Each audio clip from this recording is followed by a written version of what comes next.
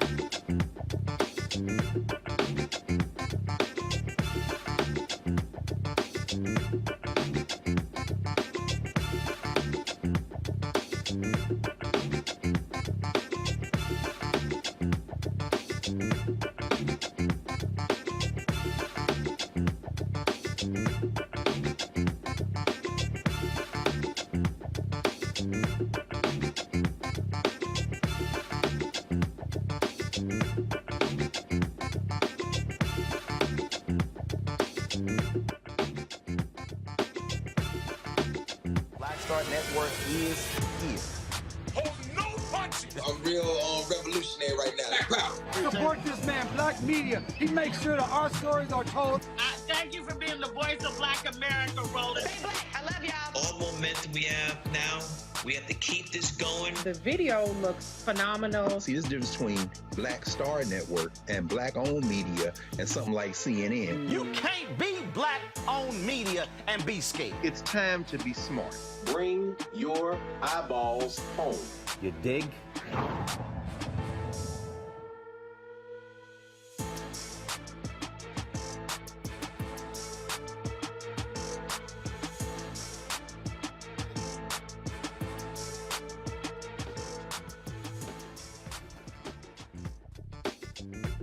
Today is Wednesday, June 8th, 2022. Coming up on Roland Martin Unfiltered, streaming live on the Black Star Network.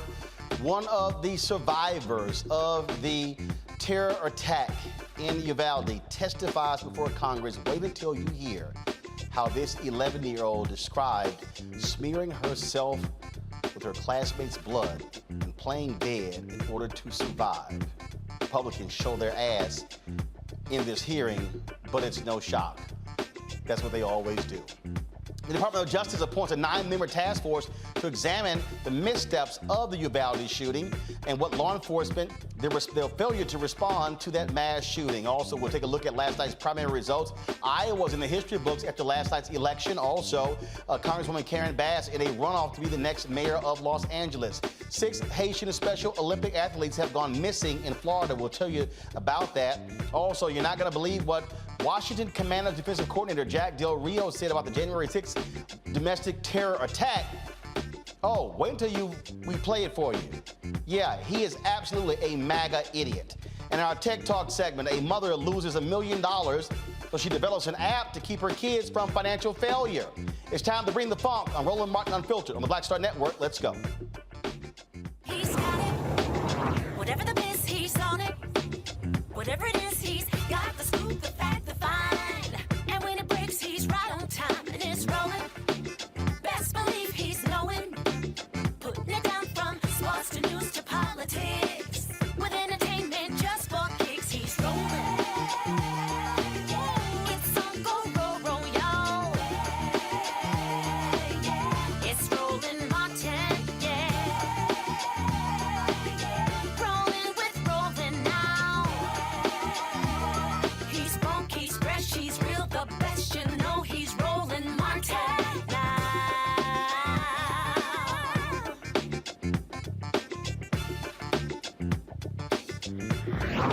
Martin!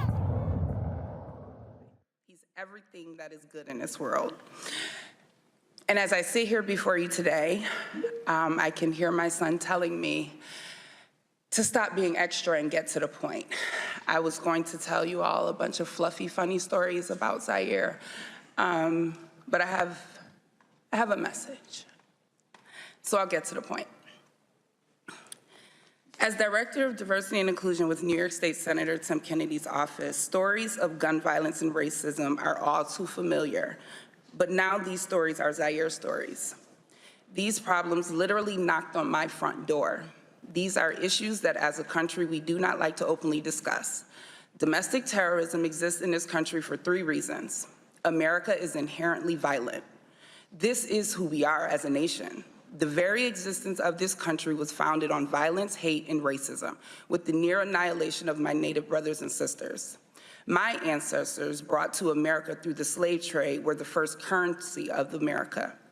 Let me say that again for the people in the back. My ancestors, the first currency of America, were stripped of their heritage and culture, separated from their families, bargained for on auction blocks, sold, beaten, raped, and lynched.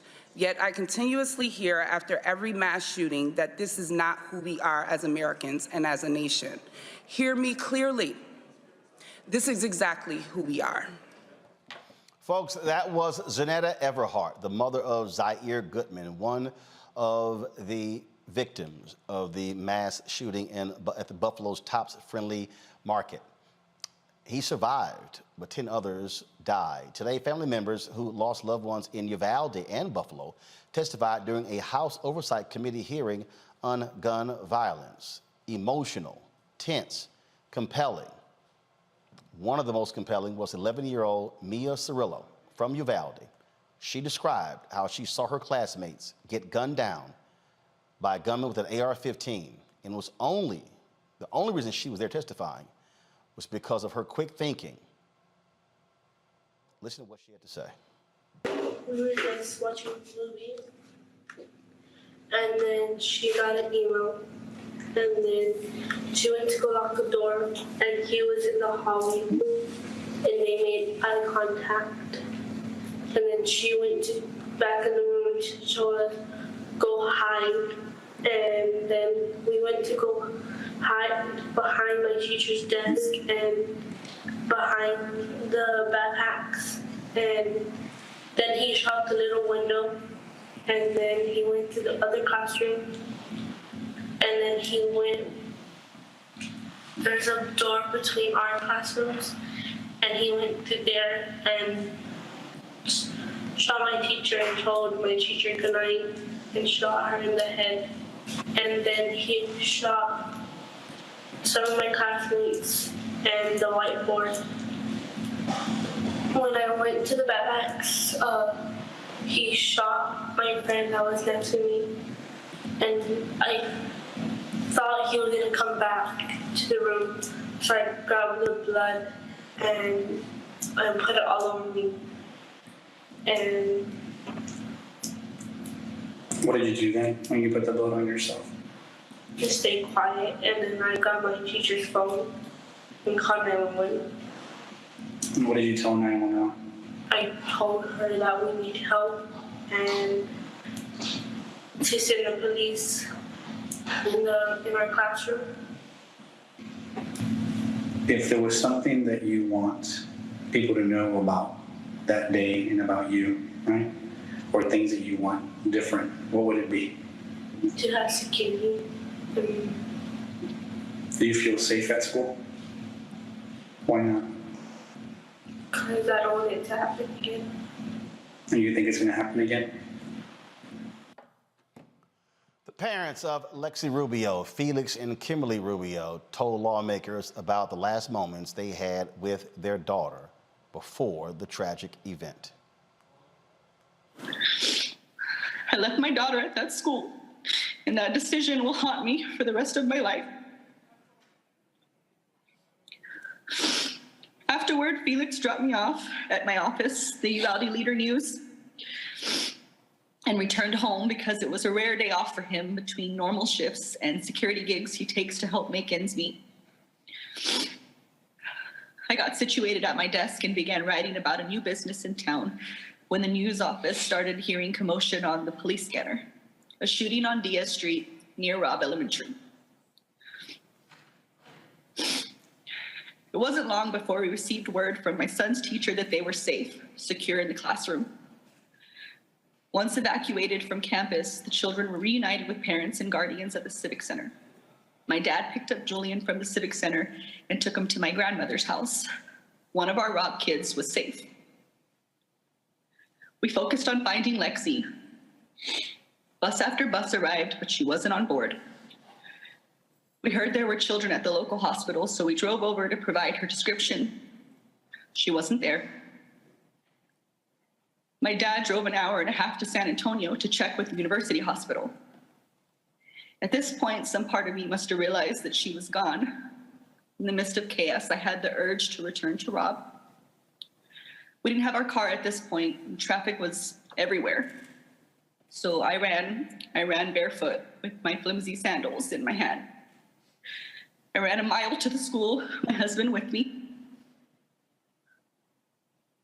We sat outside for a while before it became clear we wouldn't receive an answer from law enforcement on scene. San Antonio firefighter eventually gave us a ride back to the Civic Center, where the district was asking all families who had not been reunited with their children to gather. Soon after, we received the news that our daughter was among the 19 students and 2 teachers that died as a result of gun violence. We don't want you to think of Lexi as just a number. She was intelligent, compassionate, and athletic, She was quiet, shy unless she had a point to make. But she knew she was right. She so often was. She stood her ground. She was firm, direct, voice unwavering. So today, we stand for Lexi, and as her voice, we demand action. Other folks testifying include the mayor of New York, Eric Adams.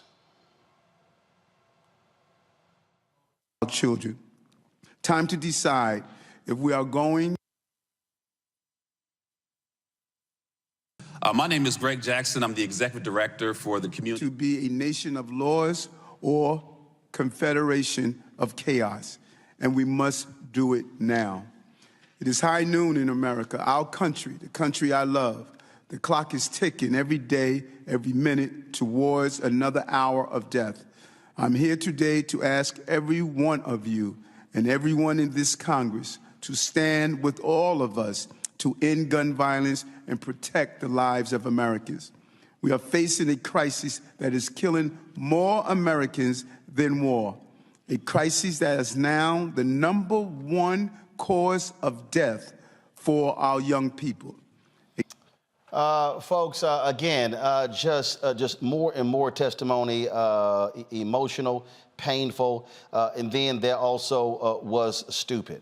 And you can always depend upon Clay Higgins of Louisiana to show himself being an ass. Watch this. Did not have, that were built 100 years ago in cities in America. You know what they did not have, Commissioner? Locks. Locks. Now I ask you all, what happened to that country, man? A country where homes were built in cities with no locks. A country where guns were everywhere and virtually not regulated at all. Where millions of Americans, 14 million Americans came back. It's 11% of the population at the time after World War II with incredible skills of war and weapons of war, as you called them, everywhere. But we didn't have mass shootings. You know what these houses did not have? That were built 100 years ago in cities in America. You know what they did not have, Commissioner? Locks. Locks.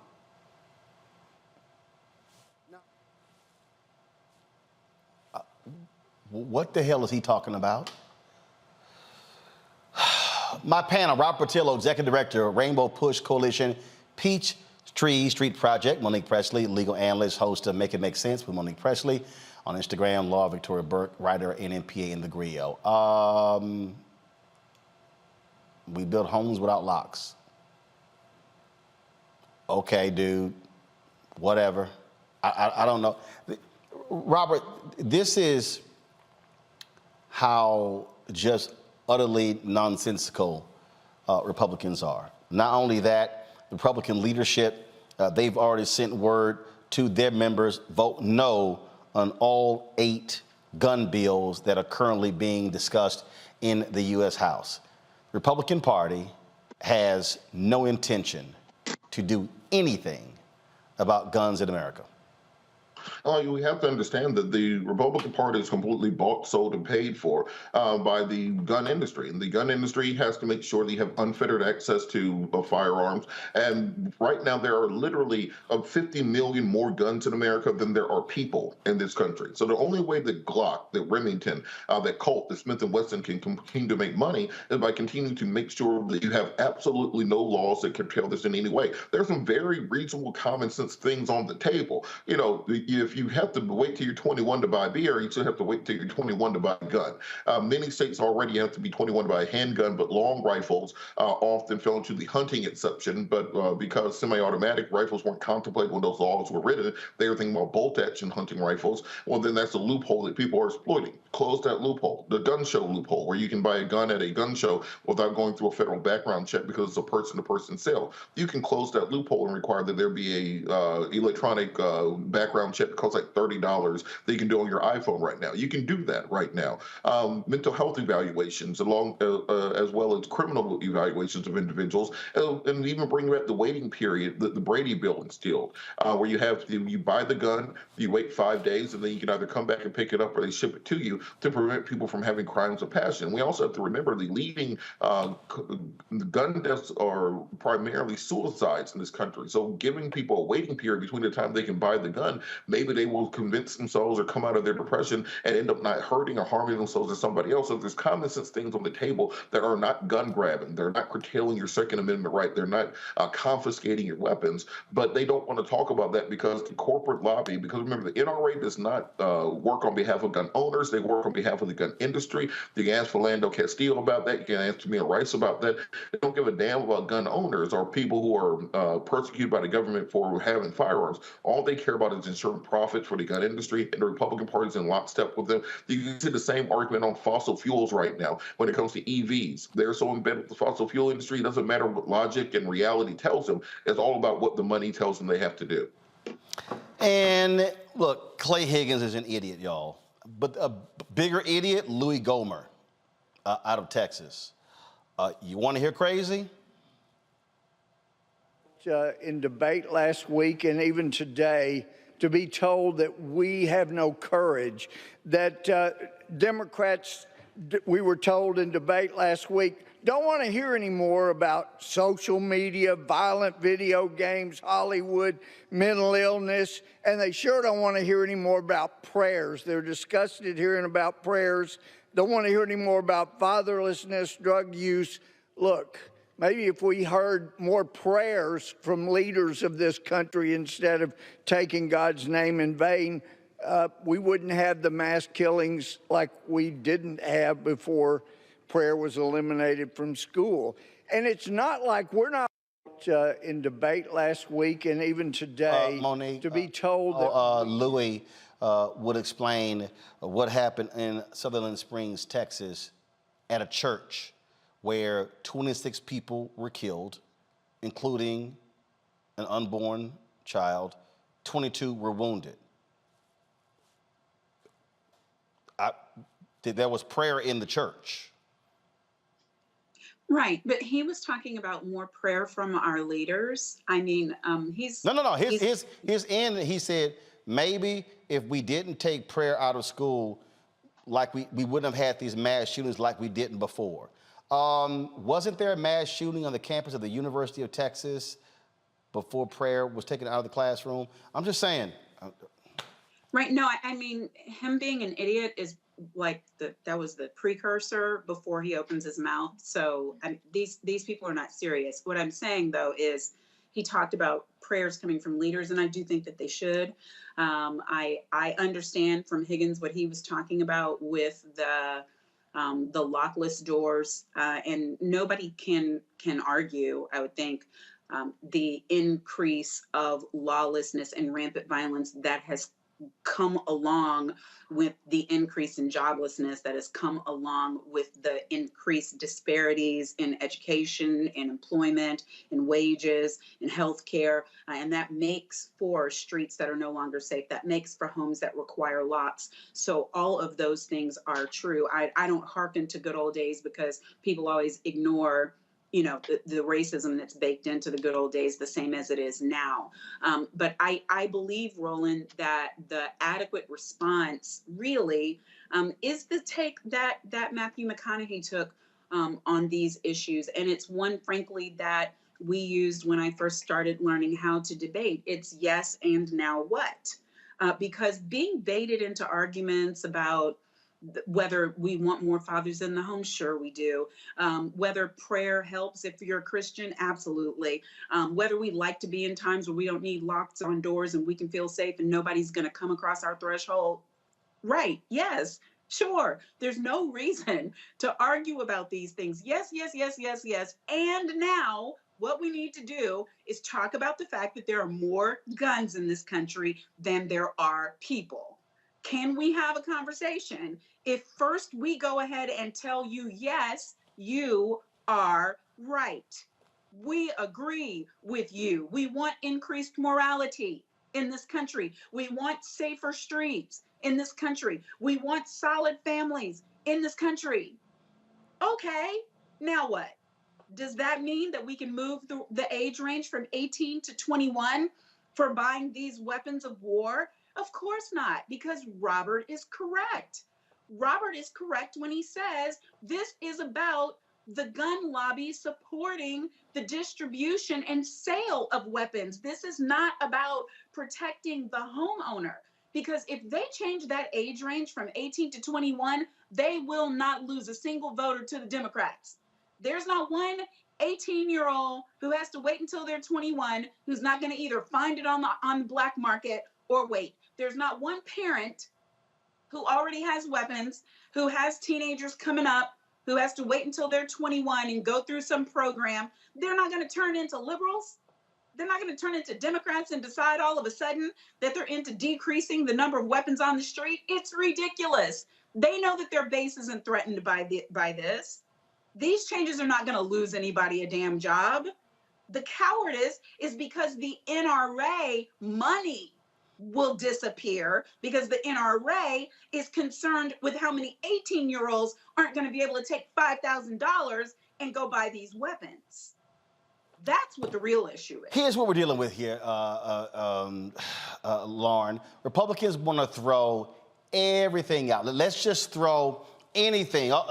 Look, and it is by design to muddy the waters. It is to just confuse people, because here's the one they always use. Oh, that right there, that would not have prevented it. That wouldn't have prevented it. That wouldn't have prevented it. As if you can't make it, as Robert said, you make it harder. If you gotta wait to get the gun, guess what? You might have calmed down 2 or 3 days versus you in that particular moment. But they don't want any of that. Their whole deal is they literally just need to go ahead and just come out and say, yo, we don't want no restrictions, so don't even waste our time. I'm telling you, this discussion they're having in the United States Senate, John Cornyn is leading the Republican side, it ain't going nowhere. No, it's not. And to your point with regard to delays for guns, and in Uvalde and in Tulsa, that was likely to make a difference, because in the case of Uvalde, the shooter bought the weapon on his 18th birthday, and he bought 2 AR-15s. Also, there's an obvious correlation in statistics with the AR-15 and a lot of these mass murders. So the Republican Party, as usual, just wants to change the subject onto something else when it comes to guns. As was already stated, this is about money. This is about gun sales. They don't want to do anything to slow gun sales down. You know, you'll notice that they're laser riveted focused on anything and being against anything that would slow gun sales down. So that's a complete non-starter. So that brings the conversation back to removing people from office who can't figure out that it's a really bad idea to sell AR-15s to 18-year-olds, and a really bad idea to watch mass murder after mass murder happen, whether it's Sandy Hook or Uvalde or wherever it's going to be next. And these people who are serving in Congress that we just heard, that you just played, are completely uninterested in any logic and any reality on this issue. And so the Democratic Party, until the Democrats figure out a way to marry dead children and dead grandmothers getting murdered at a grocery store to this modern Republican Party, this is going to continue. It's as simple as that. I can't imagine why the Democratic Party cannot marry those images to the Republican Party. I mean, I don't understand why that can't happen. I don't understand what the holdup is. Every time we see this issue rolled out, it's the exact same thing with Sandy Hook when President Obama was president. Saw a bunch of children get murdered. We saw the Republican Party go silent, basically take their marching orders and their talking points from the NRA and do absolutely nothing, which is exactly what they're setting up to do again. But heading up into the midterms, it's unclear to me. And I know that none of these parents has pulled a Mamie Till yet, but they've gotten close in the descriptions. I'm really surprised at how much, graphically we have heard about people's children being murdered. And then they're sharing those details. And that's not shaking, and it's not going to shake anybody in the Republican Party. It has to shake the voters Democrats have to somehow get it into the voters' mind to change the dynamics around how we think about guns. Because right now, how we think about guns is John Wayne and cowboys and masculinity and freedom and patriotism. That's what the Republican Party and the NRA have married guns and firearms to. And until the Democrats figure out how to change that, we're going to still be sitting here talking about this again and again and again. This one of the other folks who also testified was one of the doctors who treated these students who were just slaughtered in Uvalde. Here's what he had to say. I raced to the hospital to find parents outside yelling children's names in desperation and sobbing as they begged for any news related to their child. Those mothers' cries I will never get out of my head. As I entered the chaos of the ER, the first casualty I came across was Miah Cerrillo. She was sitting in the hallway. Her face was still clearly in shock, but her whole body was shaking from the adrenaline coursing through it. The white Lilo and Stitch shirt that she wore was covered in blood, and her shoulder was bleeding from a shrapnel injury. Sweet Miah, I've known her my whole life. As a baby, she survived major liver surgeries against all odds. And once again, she's here as a survivor, inspiring us with her story today and her bravery. When I saw Miah sitting there, I remembered having seen her parents outside. So after quickly examining 2 other patients of mine in the hallway with minor injuries, I raced outside to let them know that Miah was alive. I wasn't ready for their next urgent and desperate question. Where's Elena? Elena is Mia's 8-year-old sister, who was also at Rob at the time of the shooting. I had heard from some of the nurses that there were 2 dead children who had been moved to the surgical area of the hospital. As I made my way there, I prayed that I wouldn't find her. I didn't find Elena. But what I did find was something no prayer will ever relieve. 2 children whose bodies had been pulverized by bullets fired at them, decapitated, whose flesh had been ripped apart, that the only clue as their identities was a blood-splattered cartoon clothes still clinging to them, clinging for life and finding none. I could only hope these 2 bodies were a tragic exception to the list of survivors. But as I waited there with my fellow Uvalde doctors, nurses, first responders, and hospital staff for other casualties we hope to save, they never arrived. All that remained was the bodies of 17 more children and the 2 teachers who cared for them, who dedicated their careers to nurturing and respecting the awesome potential of every single one, just as we doctors do. Folks, Jackie Aspire, Congresswoman Jackie Aspire, also knows about gun violence. She was almost killed during the massacre in Jonestown, led by cult leader Jim Jones. This is what she said today on the House floor. Madam Speaker, thank you.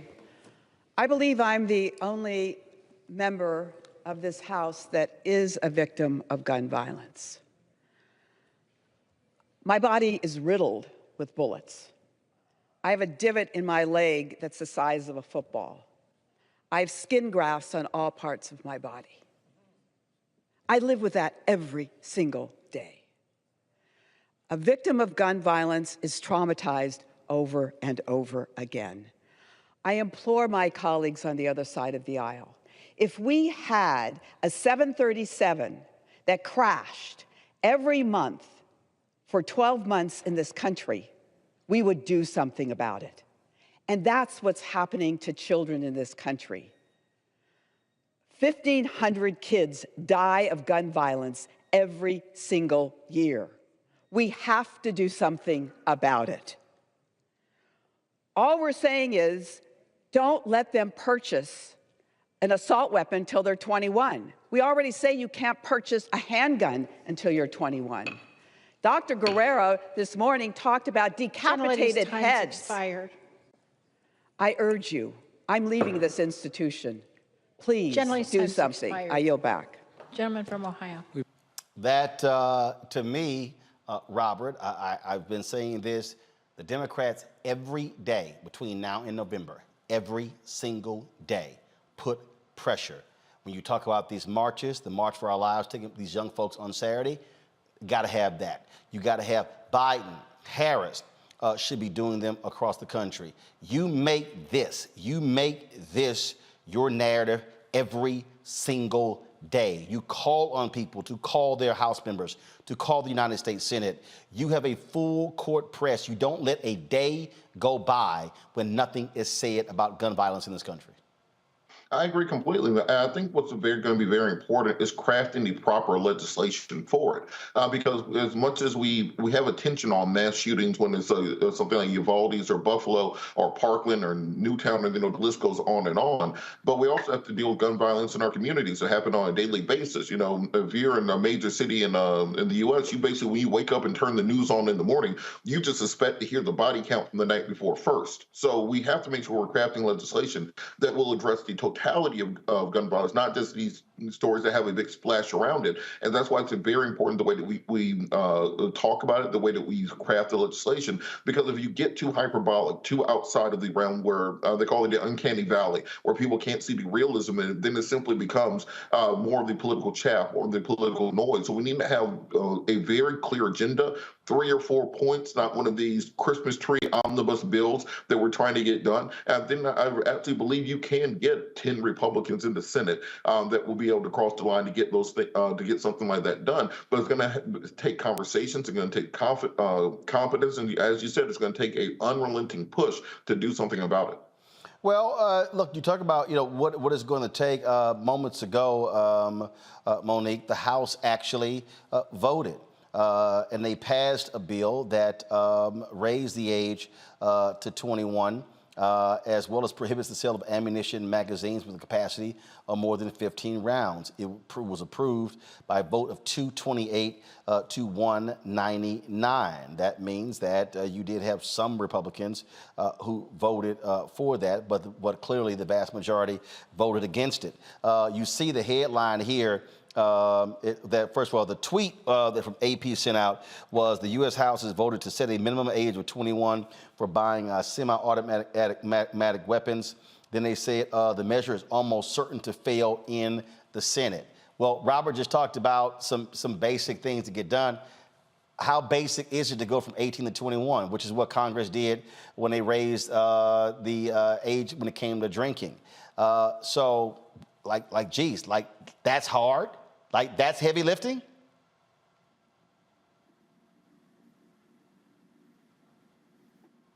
Can't hear you, Monique. You're muted. Can you hear me now? Yep. Right, it is a heavy lift, but for the reasons that Robert stated and I stated, and I tweeted about it maybe earlier today, this is a money move. And so 18 to 21 represents years of people not spending money to purchase weapons. And that is the only thing that you can trace that would be a reason why the NRA would oppose it, and therefore the puppets of the NRA that are in the GOP would oppose it. There's no other reason, like in terms of losing their base, losing their following. The vast majority of Americans support it, and you have been able to count on the House getting bills through, not just this, but anything else you can think of, whether it's voting or Roe v. Wade or criminal justice reform, you name it. The bills come, and in the Senate under Mitch McConnell's leadership is where they die. And so I agree with you. The Democratic leadership is going to have to make a real show of it in their support, especially for young people, like you mentioned, March for Our Lives. I'm Tatiana Washington, who's an organizer for March for Our Lives. I'm talking to her on my show tomorrow at noon. And what I'm looking forward to is the time when they're old enough to make these changes, because we are so our age and above are not trustworthy for securing a future for these young people. And so I anxiously await the time period when young adults who are not much older than my own children can do what is necessary. And I can't wait till more of them are even voting, so that some of these old heads can just go the way of the dinosaur and get gone. Bottom line is that it is going to be uphill, which is why, again, Democrats should be calling these Republicans out every single day. You cannot let up, Lauren. Yeah, I mean, the first order of business is you got to stop listening to people who espouse stupid policies that don't work over and over again. Sitting around here listening to Ted Cruz and Louis Gohmert, sitting in a state where they've got I think 3 of the top 20 gun murder homicides in history. I think Sutherland Springs and El Paso and now Uvalde are in the top 20 in the history of the United States. And then we're sitting up here listening to Ted Cruz and Louis Gohmert for what?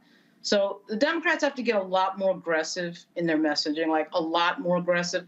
I mean, I'm really stunned they're aggressive, but they're not as aggressive as what is required given what's going on. I mean, it's literally an issue of life and death. And it's something that everybody understands. There's nothing to explain. It is life and death, and it's common sense. So you're right. I mean, the Democratic Party needs to really strengthen its messaging around this and really hammer them, absolutely hammer them. They have no place to go. That's why they're bringing up all these other issues, Chicago's and locked doors and let's increase the exits and all these other idiot ideas that don't make any sense. Lauren, I got one more for you. You're really fine. This is interesting. This is this idiot Congressman Pat Fallon. Guns have always been readily available in this country. But mass shootings, and in particular mass shootings of schools, were non-existent or at least extremely rare until they became a grisly recent phenomenon. So what's changed in the last 50 years? There's been a noticeable breakdown of the family, there's been an erosion of faith, and there's been a seismic drop in social interactions in large measure due to the overuse of these dang smartphones and the proliferation of social media, which is probably better described as anti-social media.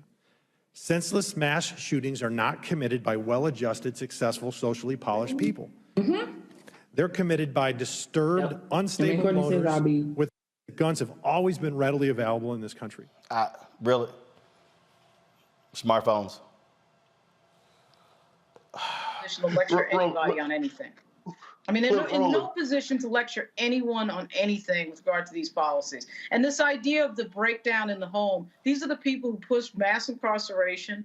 These are the people who take fathers out of the house and over-incarcerate people and keep them in jail, for longer periods of time. So how are they lecturing anybody on the breakdown of the home? I mean, it's outrageous. It's just changing the subject off of gun sales, because this is all about money and gun sales at the end of the day. And money from the NRA, of course, going into the campaign coffers of these people who are talking. So it's outrageous. It's ridiculous. The Democrats should be laughing them out of the room, but actually they should be very aggressively going right up against them on this issue. I mean, it's so easily messaged, and it's unbelievable to me that Democrats cannot tag them hard every single day on this. And then you got Mitch McConnell, who goes to the floor and is just dogging Dems, like, calling on them because a guy was arrested outside the home of Justice Kavanaugh, who was there, said he was there to kill Kavanaugh. McConnell was like, do this now. Listen to this. According to the report, a man in his mid-20s was stopped near the house of a Supreme Court justice carrying a weapon and burglary tools. He reportedly told police he intended to murder the justice. Reportedly, he indicated he was angry at the decision he thinks the court may reach in an upcoming case in light of the unconscionable leak from a few weeks back. So this is where we are. This is where we are, Mr. President. If these reports are correct, an assassination attempt against a sitting justice or something close to it, this is exactly the kind of event that many feared that the terrible breach of the court's rules and norms could fuel. This is exactly the kind of event that many worried the unhinged, reckless, apocalyptic rhetoric from prominent figures toward the court, going back many months, and especially in recent weeks, could make more likely. This is exactly why the Senate passed legislation very shortly after the leak to enhance the police protection for justices and their families. This is common sense, non-controversial legislation that passed in this chamber unanimously.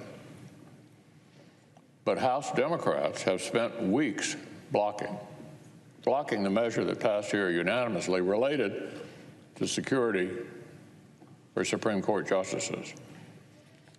The House's Democrats have refused to take it up. Now, look, Mr. President, that needs to change, and it needs to change right now. Right now. Oh, right now. A lot of us say the George Floyd Justice Act needs to happen right now. John Lewis Act right now. For the People Act right now. But Mitch damn sure blocked those things.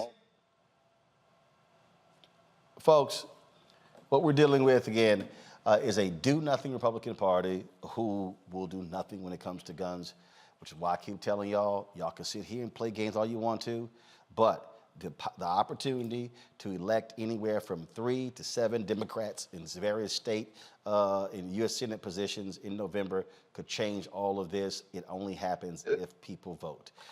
Folks, also the Justice Department have appointed 9 members, including an FBI official and former police chiefs, to examine law enforcement's response to the deadly Uvalde, Texas elementary school shooting. The critical incident review, led by the Justice Department's Office of Community-Oriented Policing Services, will include inspecting police policies, training communications, and the deployment of officers and tactics. Folks, today, family and friends friends and family pay their respects to Annabelle Rodriguez. Family members say the star student loved watching TikTok videos and spending time with her 2 sisters.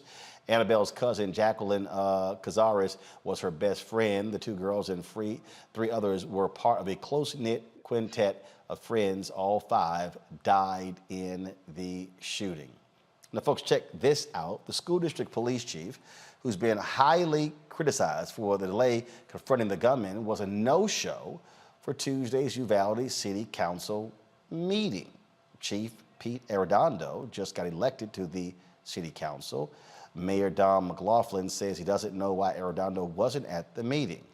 Well, he was missing in action when it came to the shooting that day. No surprise, he is running away from the cameras, refusing to answer any questions about what took place on that day. Got to go to a break, folks. We come back, we'll talk what happened in L.A. Congresswoman Karen Bass in a runoff with a rich former Republican, now turned Democrat. Come on, y'all. So we'll talk about that, as well as races in Iowa, Mississippi, Montana, New Jersey, and other states. You're watching Roland Martin Unfiltered right here on the Black Star Network. We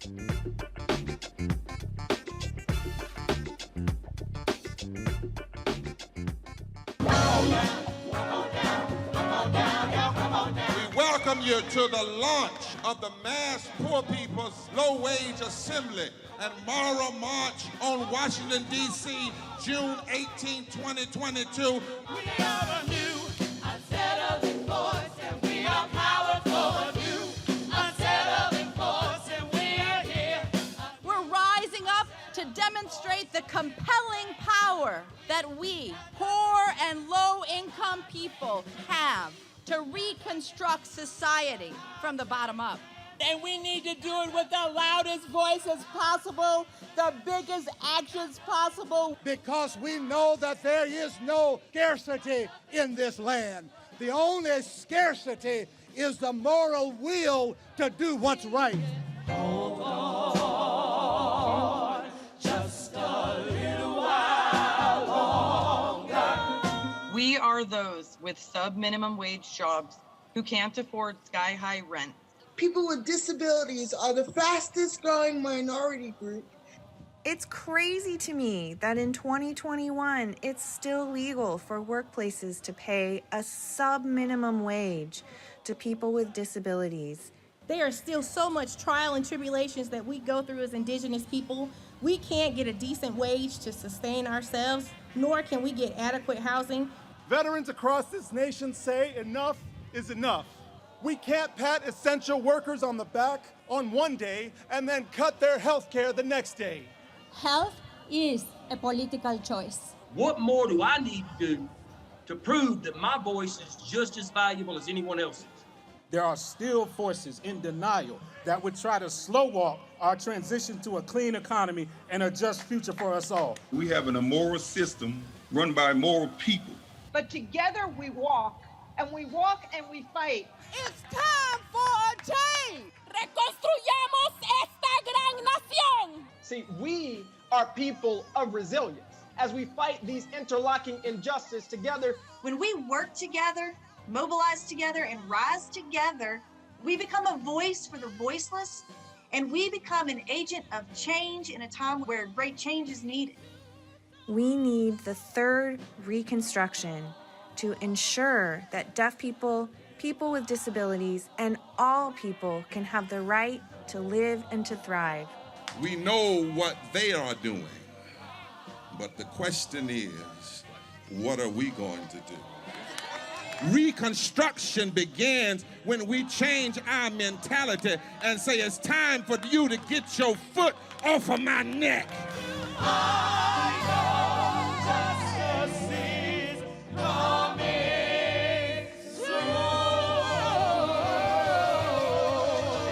Hey, do you believe that today? I'm Angie Stone. Hi, I'm Teresa Griffin. Oh, Roland. Hey, Roland, I am so disappointed that you are not here, first of all. Where's our dance? It's like we get a dance in every time I see you. And so now you're not here for me to dance with, sir. You and your ascot. I need it. I need that in my life right now. Okay, I love you, Roland. What's up? I'm Lance Gross, and you're watching Roland Martin Unfiltered.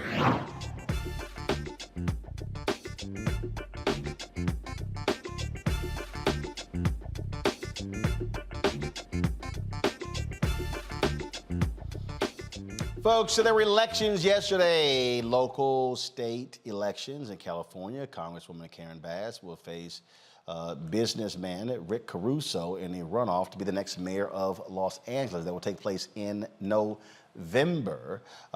He spent millions of dollars of his own money raising his profile and to vault to the second position.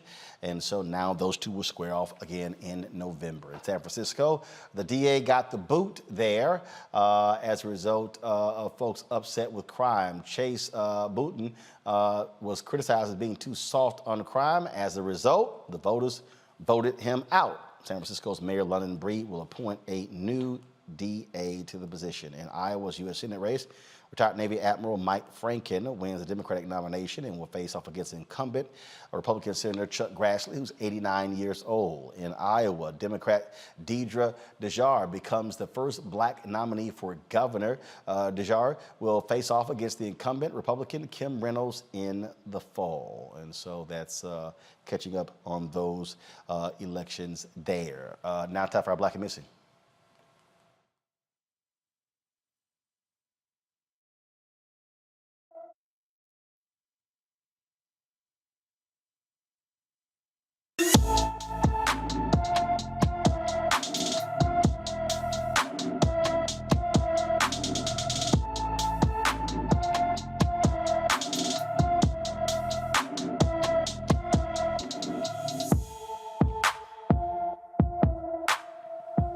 All right, folks.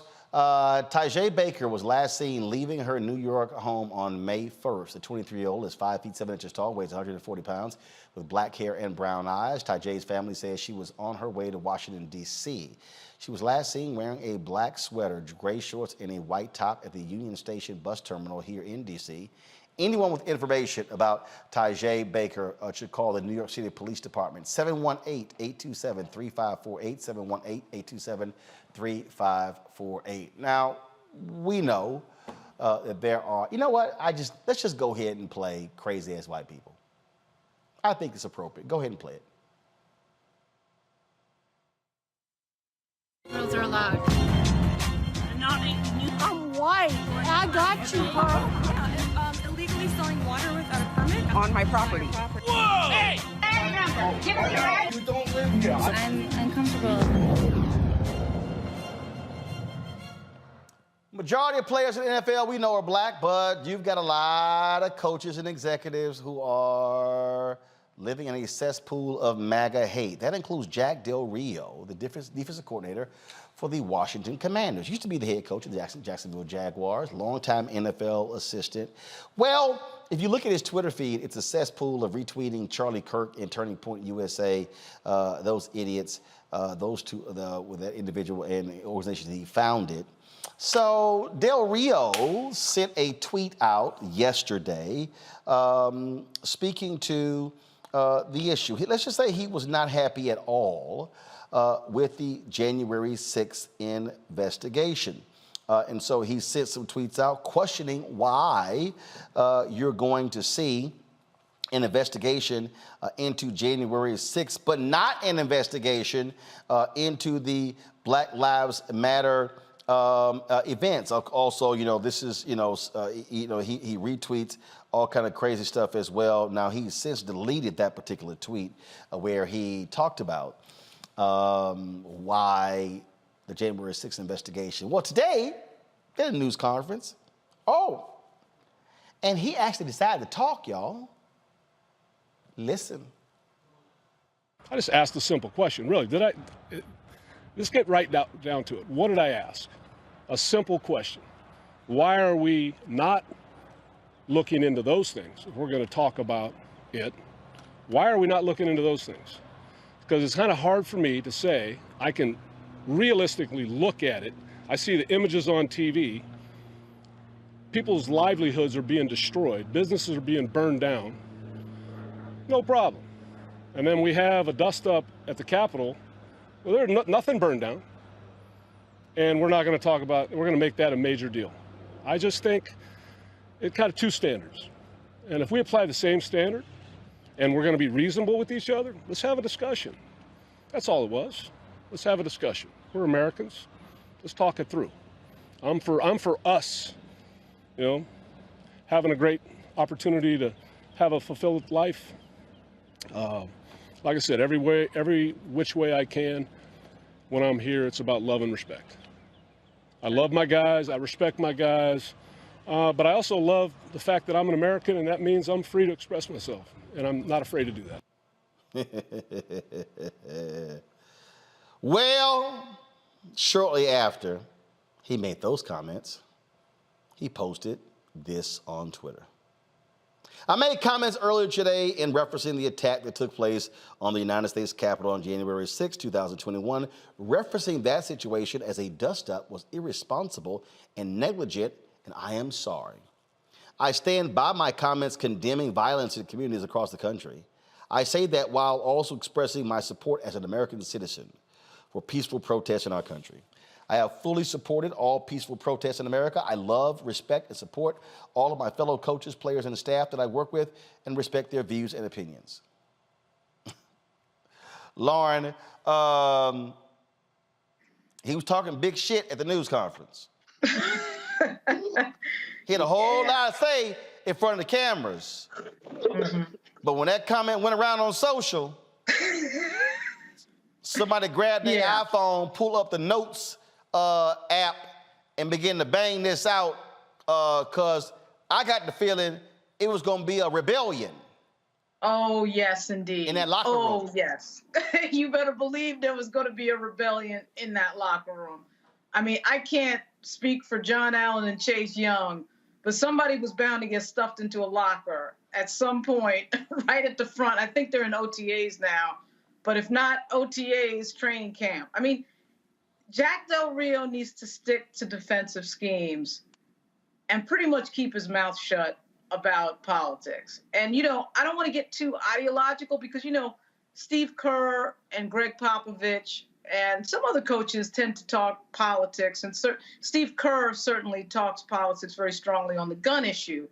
And so I don't want to be sitting up here saying that Del Rio isn't allowed to say anything. But what he said was absolutely stupid and incomprehensible. You really couldn't even figure out really what he was saying other than that I think he wanted to just say something negative, of course, about Black Lives Matter and the George Floyd protest. It's always interesting, too, when that comes up and people bring up property and not the life lost of George Floyd. Like, the property thing is always more important than somebody dying. I mean, this is unbelievable. And those football players, particularly on the Redskins, they're going to hear that, and be like, wait a minute, who am I working for? What are we doing? He should keep his mouth shut because he's got a lot of smart players on the, I shouldn't say Washington Redskins, Washington Commanders, of course. And they're bound to like say something. It's it's embarrassing. And it's particularly embarrassing when you know that Jack Del Rio knows that most of the players that he's coaching are African American. So you say that knowing that, and it never occurs to you that that might be a problem at the next practice. That makes absolutely no sense. It doesn't, and it did not sit well with a former member of the team, Brian Mitchell, longtime NFL player, played for Washington and Philadelphia. He has a sports show here in D.C. This is what he said. I don't give a damn about Ron Rivera getting mad at somebody having a practice collision until he gets off his ass and addresses this damn idiot that he hired as a defensive coordinator. That's what I give a damn about. And if he can't do it, then he's the wrong damn man to be leading this damn football team. How do you expect anybody on that team to be straightforward when you've got a guy like that in the defensive coordinator position? Sounds like B. Mitch is not too particularly happy with Jack Del Rio, Robert.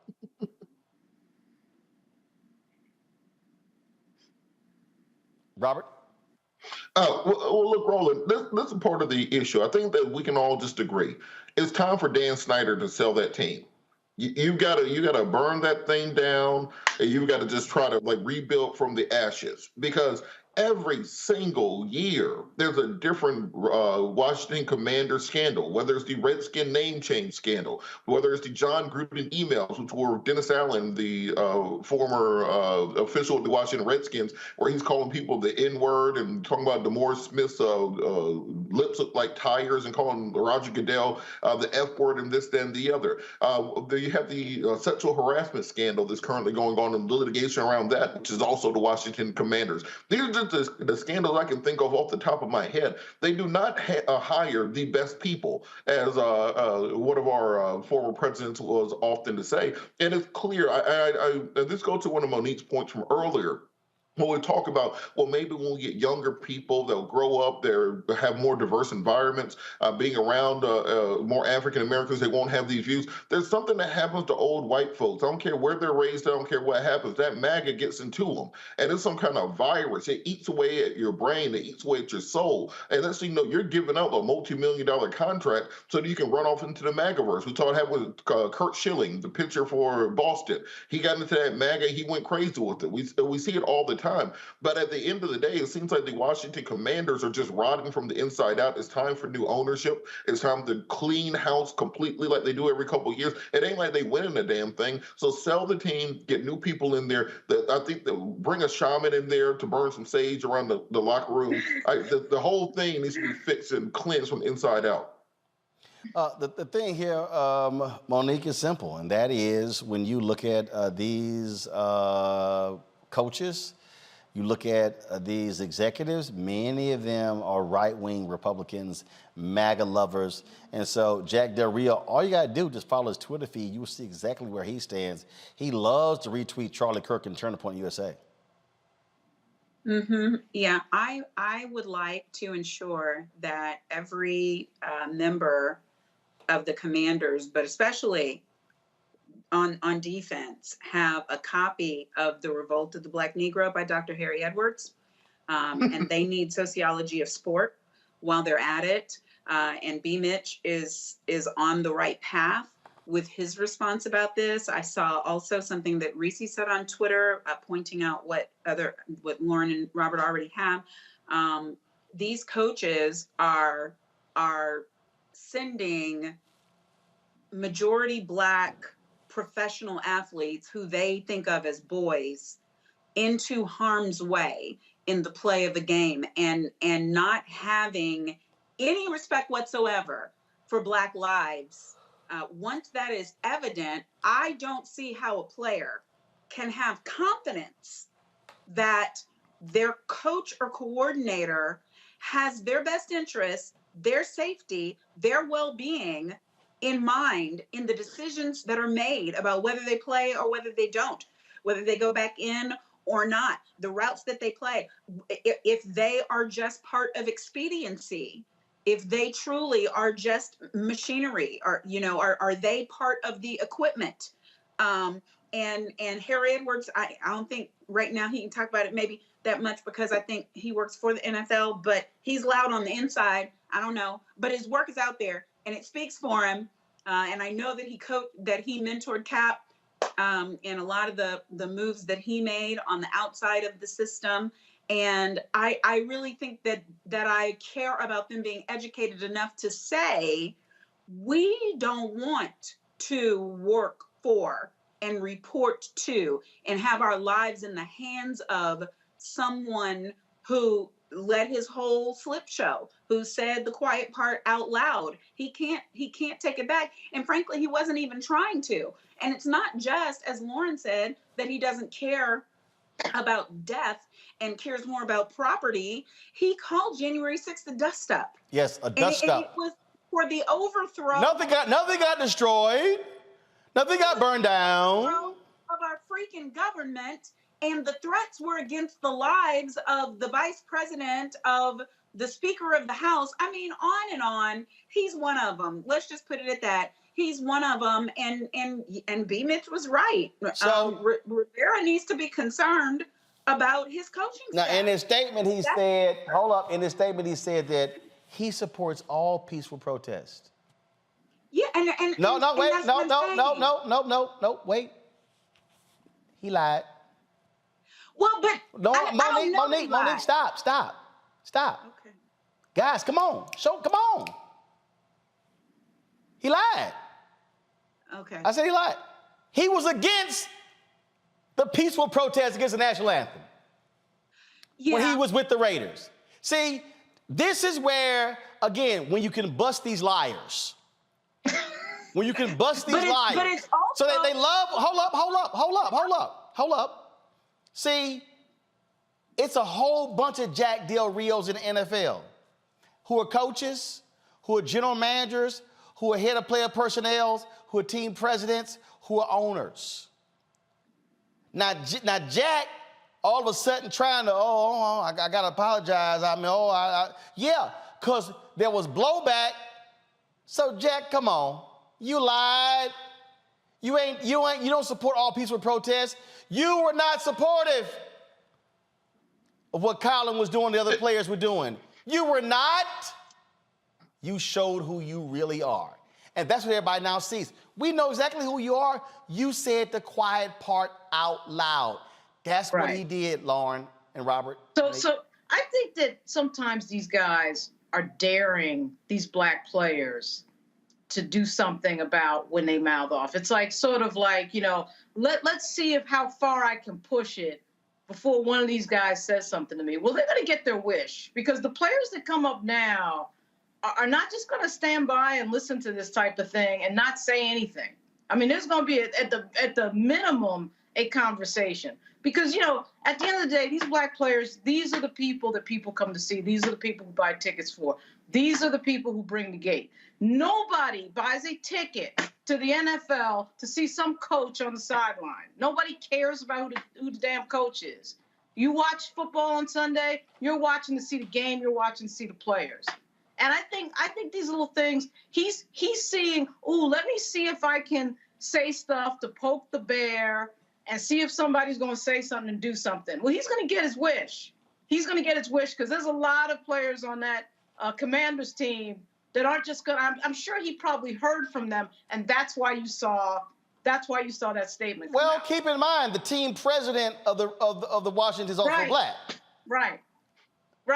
So James Wright. So this ain't no, and the thing here, the thing here, Robert, this is also where I would love for one of those players to invite some of those cops who were at the Capitol on January 6th to a practice. Boy. I would love for one of those former cops to stand with those players and they say, share with us what happened on January 6th. I would love to see some of those players would come out to the practice field with shirts on. January 6th was a domestic terror attack, and on the back say it was no dust up. I would love for them to do that and then say something.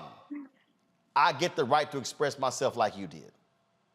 But look, Roland, see, your issue is you're still operating in the realm of reality. Remember that once you are infected with that MAGA mind disease, reality becomes multiple choice. You know, you get to pick what happened and what didn't happen. It doesn't matter what actually happened. And if you ask these MAGA that had one on my radio show earlier, they'll swear up and down that it was all a false flag event. All those thousands of people we saw were all paid actors, that all the cops who were injured weren't really injured, or the people who died didn't really die, and that you know, it's almost like a Jedi mind trick they're trying to play. And it's not that they're lying, because you're saying they're lying.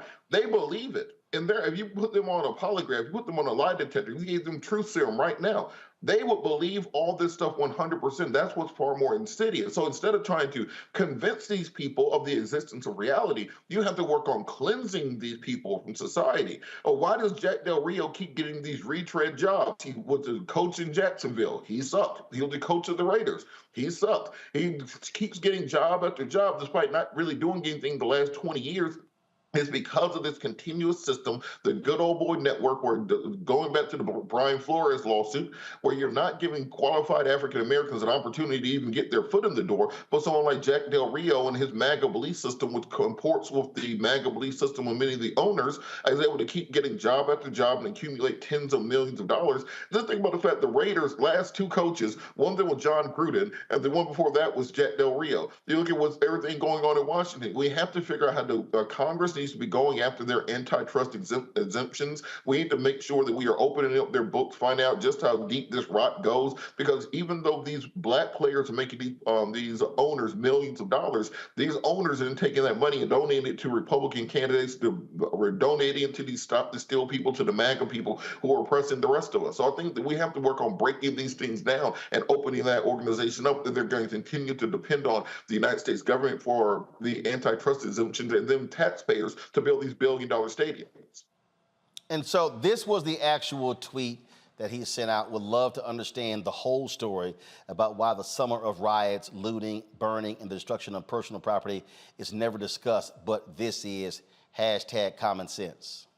That was the initial tweet that actually spurned all of this. And then, now mind you, he said some, y'all, he said some other stuff, because right before the comment, this is what he said. Oh, if they are on any concern about players taking issue with the tweets, if they are and they want to talk about it, I'll talk about it with anybody. Yeah, no problem, at any time. But they're not. I'm just expressing myself, and I think we all as Americans have the right to express ourselves, especially if you're being respectful. I'm being respectful. I just asked a simple question. See, he's doing that little Tucker Carlson little trick, Monique. I'm just asking a question. Why y'all getting upset? I'm just asking a question. Right, but black folks, you know, I've been in that studio. Ain't no black folks reporting to Tucker Carlson. Ain't nothing but white folks. My concern is for the people who have to look this cat in the face every day, and are put in harm's way every day, and are doing these jobs and are supposed to be treated like professionals, and are living with the threat of this man. Of course, they're not saying anything. Of course, they're not expressing to the defensive coordinator, who has their professional careers, their livelihoods, Mama Nim's house, Booger Tata, Lucretia, all of them, they rent money? No, they're not saying nothing. That's why B. Mitch, as a former player, was free to say something. And I texted him about it, and I can't say out loud what he responded to. Let's just say he meant it. But no, I think it's up to all of us to understand that you can still be in a harassing environment, a stressful environment, an environment where your employer has the upper hand and can do things like this, make for these climates, and not be free to say anything unless you have power in numbers. And so again, Dr. Harry Edwards, people, find your way. All right, y'all. Let's talk about this story here. 6 Special Olympic athletes from the Haitian men's soccer team are missing. 32-year-old Alton Joseph Milthon, 20-year-old Nicholas Fortalist and others. All four of these players, folks, were last seen on Monday around 2:30 in Kissimmee, Florida, near the ESPN Worldwide Sports Complex. The Osceola County Sheriff's Office says the players turned in their room keys and left behind all bags and personal belongings. No foul play is suspected in their disappearance. The Haitian Special Olympics Committee released this statement about the 6 missing men. Local law enforcement is working to locate 6 missing members of the Haiti delegation participating in the 2022 Special Olympics USA Games in Orlando, Florida. The reason for the departure from the games is currently unknown. The individuals are all adults, 5 of whom are not Special Olympic athletes, and 1 who is an adult with intellectual disability. The well-being of these delegates is our foremost concern. Local authorities have indicated they have no reason to believe the health and safety of any of the individuals is at risk.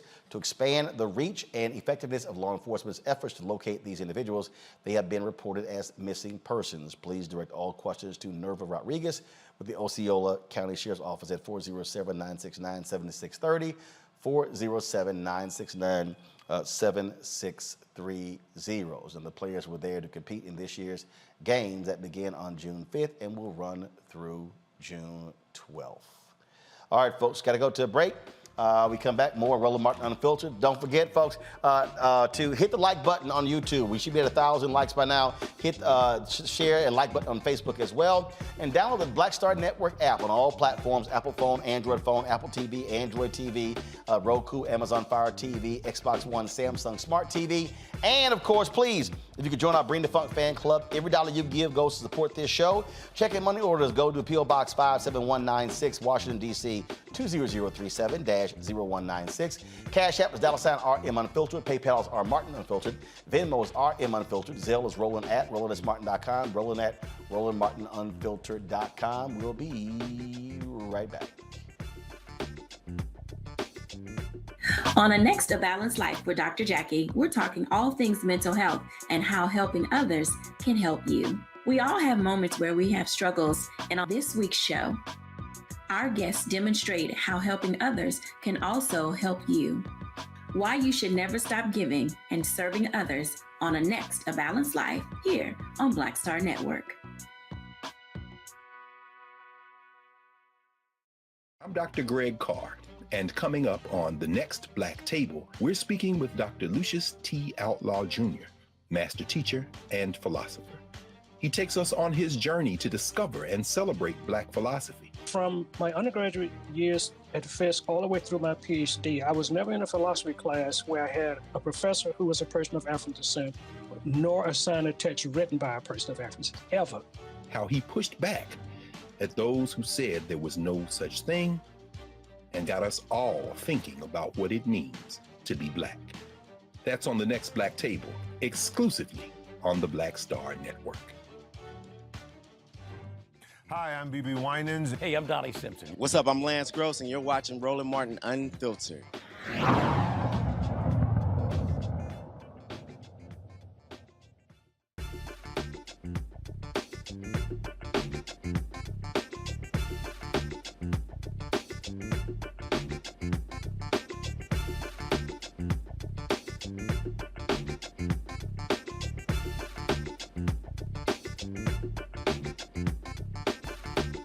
All right, y'all, so Juneteenth is now a national holiday. Now, those of us in Texas, we are familiar with this because it's been a state holiday for a number of years, and so we know how to behave on Juneteenth.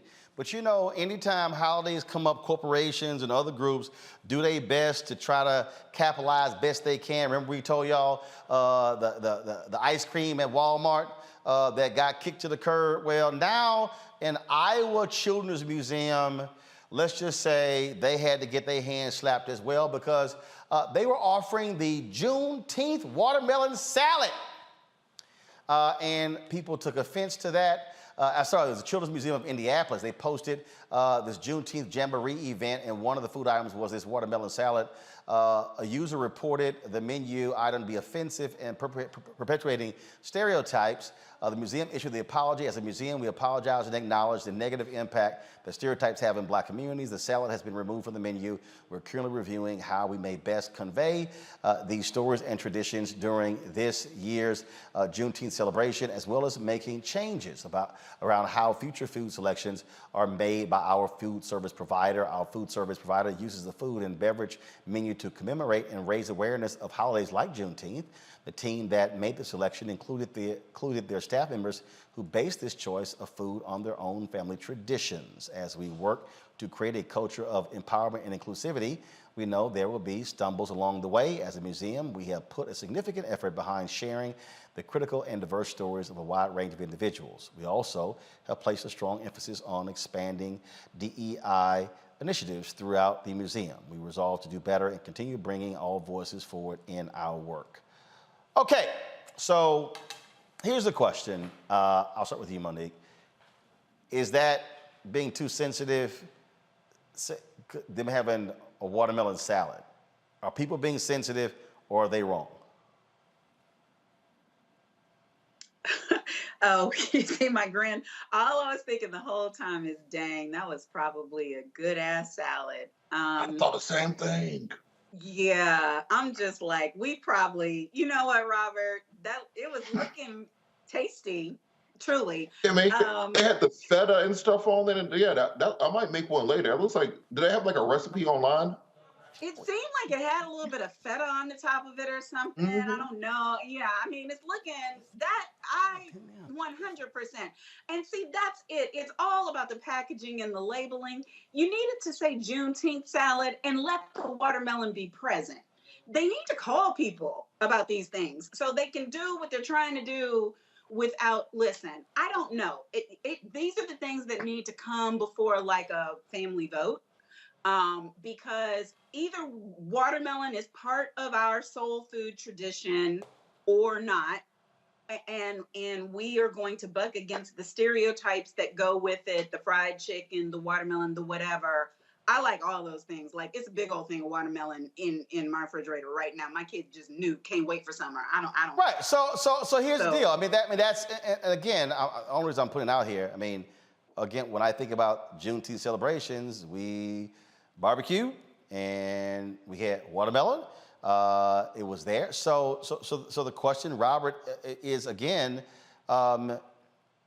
we've seen this story happen other times before. Is this a question of folks being too sensitive? Again, when Walmart had the ice cream, they put a label on it that was, in celebration of Juneteenth. People are looking to try to attach things to it. So the question is, are we being too sensitive, or should we be exposed? And again, one person complained, and all of a sudden they changed the whole deal. So how should these things be handled?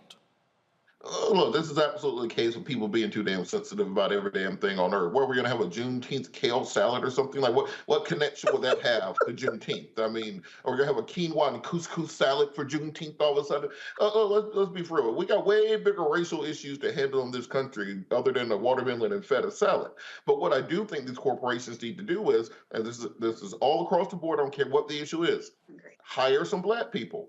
So when you're going to make your Juneteenth ice cream, just hire a Black company to do it. And then if people are up in arms, you say, look, there's the Black company that made the ice cream. Y'all talk to them. We were doing the right thing. If you hire some Black caterers or a Black vendor to put the Juneteenth salad together, and then look, how about you put a nice little message on the bottom explaining the cultural relevance of the food to the community and how it was referenced to Juneteenth. You could do those to perfect it. Well, these people just found out what Juneteenth was like 18 months ago. So they're going through their growing pains. But I absolutely think this is too sensitive. But put more Black folks in the room, and you'll have better outcomes. So, Lauren, there was someone on YouTube says, but they don't try this. They don't try this with Jewish people in the Holocaust. Actually, you're wrong. The reality is, when you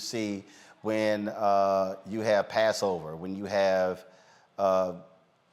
Jewish holidays or events, you're going to grocery stores and there'll be kosher sections. So that's actually a lie. So I mean, yeah. And also, they're not Holocaust remembrances, okay? And again, for the people who don't know anything about Juneteenth, again, when General Granger arrived on the shores of Galveston, Texas to notify enslaved people that they actually had been free for a couple of years, he was also there with thousands of black troops to ensure nothing actually happened. And so ever since then in Texas, black people celebrated Juneteenth. Juneteenth is the only day or the only event in America where it actually even acknowledges that slavery even existed. So the question then should be, Lauren, how do we commemorate, celebrate? So again, commemorating is one thing, celebrating is another. There are events happening all over the places. There's a whole concert being planned in Houston. Mayor Sylvester Turner at Emancipation Park, Sheila E., Frankie Beverly and Mays, the Isley Brothers. There are events that are going on. There's a big celebration happening here in Washington, D.C. as well. And so, all right, what should be done on that day? Well, yeah, to Robert's point, obviously there should be some cultural connection to how Juneteenth is commemorated that involves Black people and involves African Americans controlling what that is and really any money that's made off of it. Though, again, to Robert's point, I think generally speaking, not just Black people, but just everybody, we're way too sensitive about everything. Everybody is way too sensitive about everything. I mean, like we're seeing like 2,000 more think pieces over this type of stuff. And we're sitting up here, in the midst of losing our democracy, dealing with a rise in white supremacy, dealing with people's kids getting murdered at school. And when these hearings happen tomorrow night, some spectacular details are going to be emerging from that as well. So when you put that all into perspective, and we're talking about salads and ice cream, I think that the branding certainly should be connected to the history of Juneteenth, but we just live right now in a very sensitive era where one person melting down can cause an entire change in corporate decision making, and sometimes more than one person. Sometimes it's just a group of people on Twitter or something like that. But we live in the age of the meltdown. And we live in the age of everybody being outraged about everything and flipping out about everything and not having any real perspective about the bigger issues in life. So, to your original question, I think we are too sensitive. But to Robert's point, we do need to connect some of these things to, Black people and Black people making cash, quite frankly. Well, and that's, okay, so again, when we talk about Juneteenth, look, there's going to be a big concert at the Hollywood Bowl in Los Angeles. And I was, I forgot which one of the networks is going to be broadcasting it. I was looking at that. I think CNN is broadcasting it. And so all of a sudden, we've seen in the last couple of years how, national media all of a sudden, start doing Juneteenth things. And so, all right, so I got 3 Black folks on the panel here. Okay, what Juneteenth celebrations should there be? What should be happening in cities across the country? What should they look like? Should it be about picnics, barbecues, cookouts, and music and concerts? What should they be? You're going to come to me first, right? Well, you already talking first. Well, yes, but I'm also the only person on this panel who is from Galveston, Texas. Well, you ain't you were the only person on the but you're on the panel. But I got you. You already talking. Just talk. Okay, I'm staking my claim to D-Town. Lord, just talk. Just talk. The home of Juneteenth. I'm talking the place where the commemoration, where the announcement took place at Ashton Villa, which is just few blocks away from my childhood home where my grown parents still live. My great-grandfather was actually living in Galveston, Texas, the day that this was announced, and they're commemorating the event now in front of the Ashton Villa is a statue of State Rep Edwards, who was responsible, like on his own for a very long time, for the labor of bringing this to be first a state holiday and then a national holiday. So I think that anything that happens has to involve an education, especially now, because this is a holiday that many people who are not part of the Southern tradition or have never celebrated don't understand why there is a cost for celebrating it. And there even was, just a friction within our own Black community about whether it's important to celebrate it or whether it highlights and glorifies the late telling of freedom that we never should have been apart from in the first place. Well, look, as Roland said, it's the only time that we are acknowledging as a country that this happened and that it course corrected, sort of. Through the Emancipation Proclamation. And so I think education is important. I think celebration is important. I think that us having patience as we do our own type of person-on-person education is important. And that all of the Black folks who are out there, who are in the PR world, who know how to do messaging, this is your gig, folks. You need to be reaching out to everybody, from Apple to Coca-Cola to Pepsi. Ben and Jerry's has it. They got it on lock. They know how to do this stuff. So whoever's working for them needs to be working for other people. But my point is, it's a national holiday. So as Black folks, we need to be patient. Unless we want to say this is like NIGGA, something we think we can say, we can celebrate, but nobody else can, it's too late for that. It's a national holiday now, and we want everybody to know about it. So if we want to be a part of it, we need to lead the way and just teach about how to do it and be okay with sharing in it. Now, I don't want to see a whole bunch of white folks getting together and frying chicken and eating watermelon and saying that they're celebrating Juneteenth. That's their commemoration. That I would find offensive.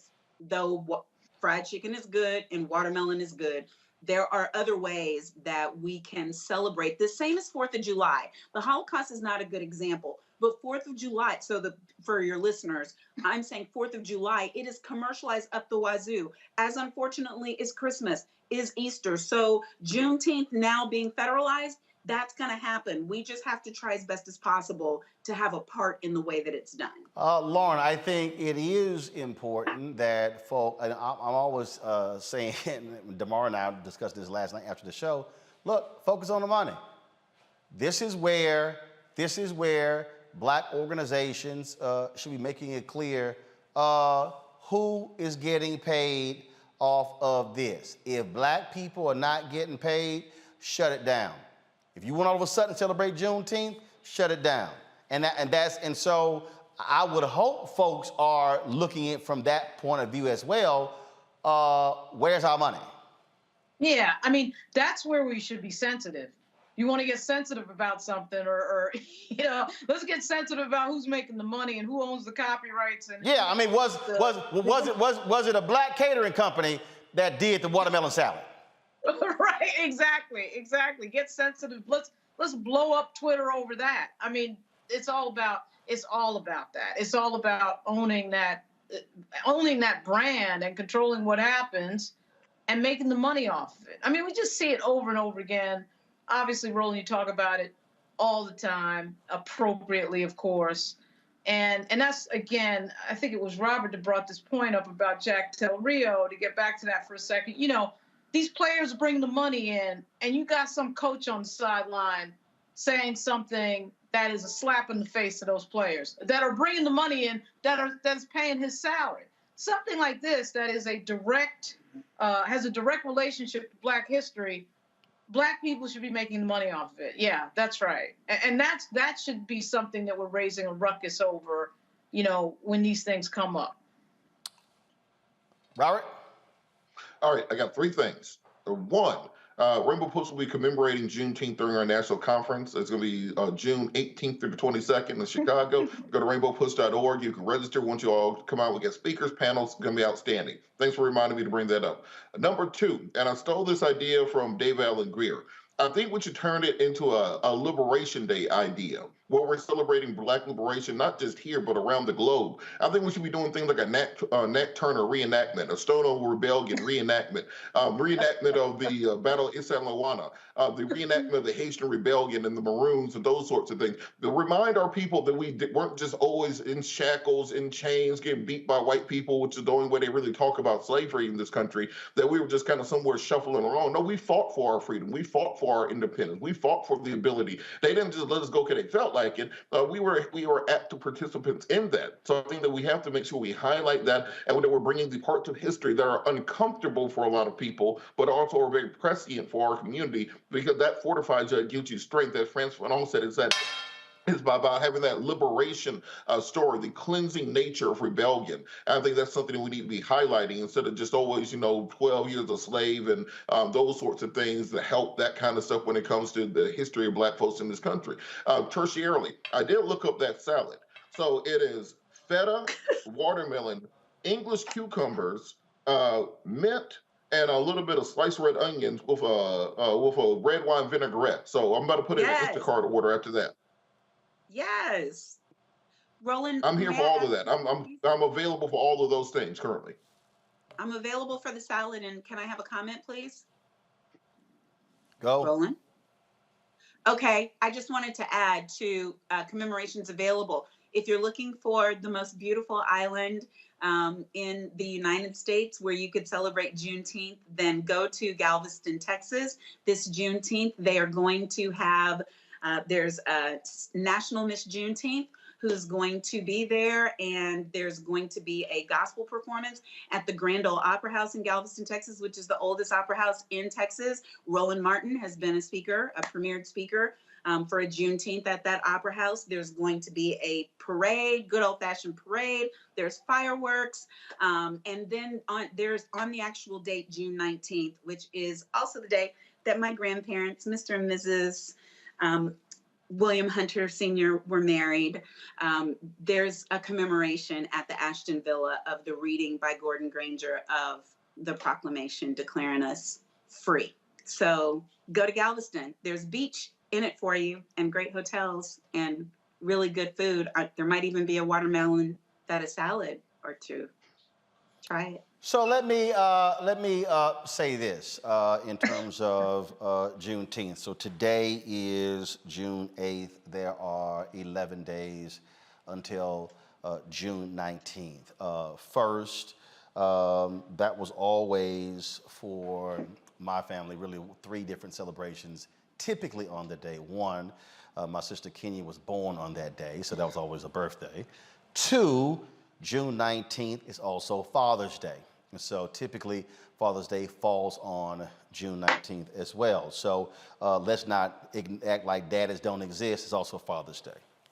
But to Robert's point, one of the things that for me that I associate Juneteenth, which also has been one of the consistent things in Texas, it's freedom. So it wasn't just, oh, Juneteenth. No, it was freedom. And so those of you who are watching, those of you who are planning events, your events should be focused on freedom. And you should not be putting it within the context of they got their freedom on this day in 1865. What you have to understand is that the celebrations in Texas have always focused on the continuing quest for freedom of Black people. And so you would go to numerous Juneteenth events in Houston where voter registration will be taking place. You would go to numerous events where you might have panels and talks, and it wasn't just looking back, it was about the continuing effort for freedom. And so that particular point, when we talked about economics, in terms of advancing it, that also has to be on our minds collectively as African Americans. When we're talking about freedom, we also have got to talk about money. Because when you have money, you have the freedom to make decisions that impact you, yourself, your family, and your community. And so I get people all the time who ask me, man, why is it that you always talking about the money? Because I keep trying to explain to y'all, if you walk 2 blocks from here to the White House, there's a building to the left, on the left side, that shares a lawn with the White House, and it's called the Treasury Department. And if you want to know where all the banks are in D.C., they literally are in a 2-block radius of the White House and Treasury because they understand money. White House is power, Treasury Department is money. Treasury is money, White House is power. If you don't understand America, then you don't understand money. And if you're talking about money, you're talking about America. And so we have to understand this reality. And so what we have got to start doing, those of us who have been educated on this reality, we have got to stop having black people walking around so blindly supporting others who do not support us. King talked about that in Where Do We Go From Here, Chaos or Community, his last book written in 1967. And so that should be our state of mind. We should be asking ourselves if there are Juneteenth celebrations happening at facilities, are those black-owned facilities? If you're having events there and you need speakers and audio systems, the question is, are there black-owned audio visual companies? If you're live streaming the events, are black-owned companies doing the live streaming? Are you using black-owned caterers? Are you using black-owned transportation companies getting folks back and forth? That has to be our state of mind. A whole bunch of y'all keep talking about reparations, which really is you going asking somebody that don't look like you to cut you a check. But the question I got to challenge black folks on, are you literally cutting a check to other black people? Now, see, I know I'm stepping on some of y'all toes right now because, see, now I'm forcing you to have to get a mirror and look at yourself. See, it's real easy for some of y'all in the chat room and on Twitter and Instagram and Facebook and TikTok and Snapchat and Tumblr and fan base and all the platforms. It's real easy to say, man, we should be doing this, this, this, this. But the question is, what are you actually doing? The question is, are we literally practicing what we are saying needs to be done? It's easy for us to say that Pepsi or Coca-Cola or McDonald's or Walmart or Ford or GM or Chrysler or any of these companies, what they should be doing when it comes to supporting black-owned businesses. The question is, are we doing that as well? Are we making that part of our ask? And when I say our ask, that literally has to be top of mind when it comes to when we begin to book events. Who's taking the photos? Is it a black photographer? Who's shooting the videos? Is it a black video production company? So I'm tired of hearing people talk about, man, the dollar don't do this and do that in our community. Well, maybe that's because it doesn't even start with us. It means, so freedom has to go beyond us having conversations about mass incarceration and criminal justice reform. If you deal with money in America, it's going to be a trickle-down effect to every single problem impacting black people. Take your pick. Health, education, crime, all of that. John Hope Bryant, founder of Operation Hope, often says, you ain't never seen a riot in a neighborhood with a credit score of 700 or higher. So we should be focused on money on Juneteenth. And so if you're going to Juneteenth events, you should be asking that question, who is getting paid from this event? And if they're scared to answer, because it's probably not folk who look like us. When we come back, we're going to talk about the issue of money. My next guest lost $1 million. And she's like, I am not going to let my children and my children's children do the exact same thing that I did. You don't want to miss this next segment, our Tech Talk segment, right here on Roland Martin Unfiltered. Don't forget to hit the like button on YouTube and Facebook. We should be at more than 1,000 likes by now. Also, please support us by downloading our Black Star Network app, Apple phone, Android phone, Apple TV, Android TV, Roku, Amazon Fire TV, Xbox One, Samsung Smart TV. And of course, you can support us by joining our Bring the Funk Fan Club, P.O. Box 57196, Washington, D.C. 20037-0196. If you want to send a check or money order, you can also send your donation to Cash App, $RM Unfiltered, PayPal is Martin Unfiltered, Venmo is RM Unfiltered, Zelle is Roland at RolandSMartin.com, Roland at RolandMartinUnfiltered.com. I'll be right back. On the next Get Wealthy with me, Deborah Owens, America's Wealth Coach, you'll hear from Elizabeth Davis. She left a flourishing career in the construction industry to build her own business using her same skill sets. And oh, by the way, now a multi-million-dollar business. Every day I was looking at my numbers rather than looking at them weekly or monthly. When you're first starting your business, my recommendation is look at your numbers every day, because are they balancing out each day? If they're not balancing out for 3 days in a row, that means your week is going to be off. That's right here on Get Wealthy, only on Black Star Network. We're all impacted by the culture, whether we know it or not. From politics to music and entertainment, it's a huge part of our lives, and we're going to talk about it every day right here on The Culture with me, Faraji Muhammad, only on the Black Star Network. Hi, I'm Vivian Green. Hi, I'm Wendell Pierce, actor and author of The Wind in the Reeds. Hey, yo, Peace World, what's going on? It's the Love King of R&B, Raheem Devon, and you're watching Roland Martin Unfiltered.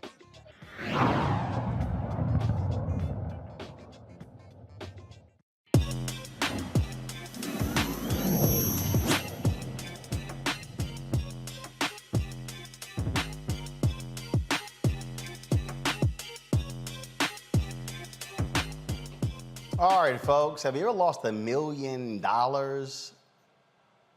My next guest has. She lost that during the stock, lost it in the stock in the bubble burst of 2001. She made it her mission to prevent that kind of financial loss from happening again to herself and to her children. Tanya Van Court created the app Goal Setter, which teaches children about financial literacy. Children learn healthy financial practices by using quizzes, memes, and games. She joins us right now. I'm glad to have you on the show. Tanya, how's it going? It's going good. How you doing, Roland? Thank you for having me. I'm doing great. So what happened in 2001?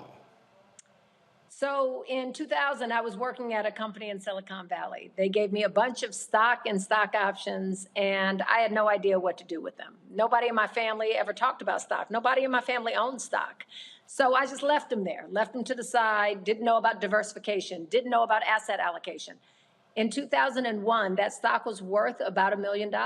And the big tech bubble burst, and that $1 million at the beginning of the day went down to about $20,000 by the end of the day. Wow.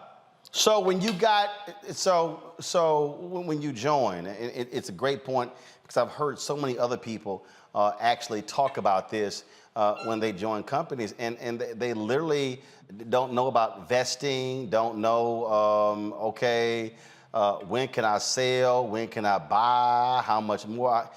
Stock splits, none of that stuff. I mean, it literally is an example of when you don't know, you don't know. When you don't know, you don't know. And when we don't know as a people and as a culture, it means that we do what we've always had to do, which is lose out. Because if you don't know, you're going to lose out on the opportunities that everybody else knows about and you don't. And the point that I made earlier, when I talked about money, how that provides freedom. I mean, when you don't have debt, when you have $1 million that's in the bank when you've cashed out, or use the example, like here's Elon Musk, who is using his Tesla stock as a way to get financing and not paying any taxes on that. It's understanding this financial system that was not set up to benefit us, but we damn sure are in it. We are 100% in it, and everybody else is getting rich off of it while we get poor. We are designed to be the consumers in this system. We are the making up the line outside of the Louis Vuitton store, making up the line outside of the Gucci store. And meanwhile, the people who are owning the Louis Vuitton stock and the Gucci stock are the ones who are getting rich, but we're never taught about that. We are taught that the American dream means that you are walking around in your Louis Vuitton and your Gucci, and that somehow means that you have attained what American success looks like. But that's not what we know now. That's not what American success truly means. And to your point about if you have money, you can affect change around you. Look, I had to work an entire career after that loss. I had to build up an entire nest egg again before I could go and start this venture Goal Setter. But if I didn't have that new nest egg, if I didn't have that money behind me, I would have never been able to start Goal Setter, which is truly designed to liberate our next generation of kids and put them on a path of financial freedom. But if we don't have Black folks who can take those risks, who can start these businesses, who can create solutions for our community is never going to have the solutions that we need. It's interesting because just the other day I was talking with my money manager, and I was like, okay, so there's almost 300,000 in this account. There's like almost $500,000 in this account.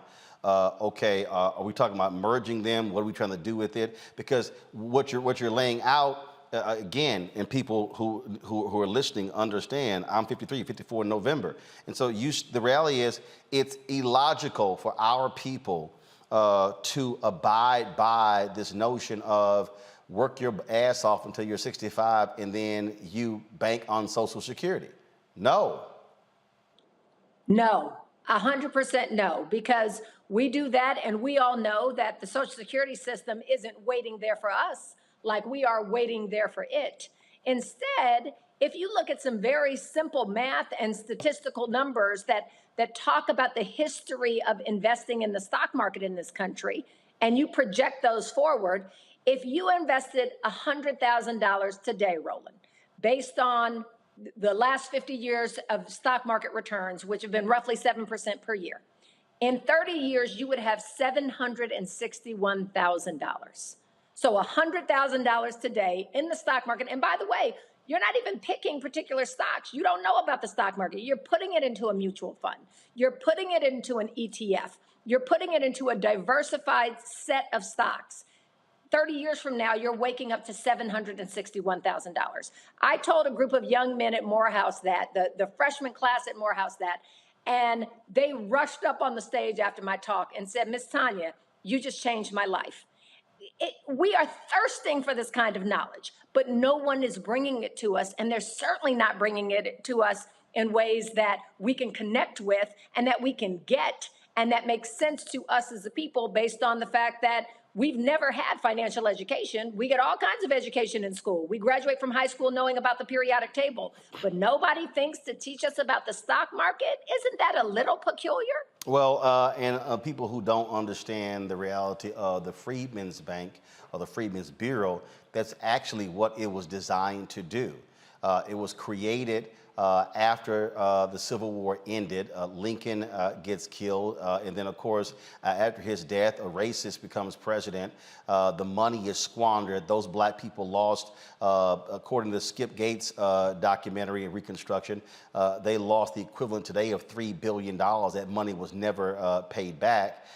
And that's what the Freedmen's Bureau was there to teach financial literacy to freed people of African descent. But then, of course, it crashed. And so we've sort of been just, plodding and trying to figure our way. And every generation is, oh, we need financial literacy. We need it. But it has to become as simple as us drinking water or even breathing. So with the app, how has it gone thus far? And are you targeting a particular age group, or is it African Americans of any age and background?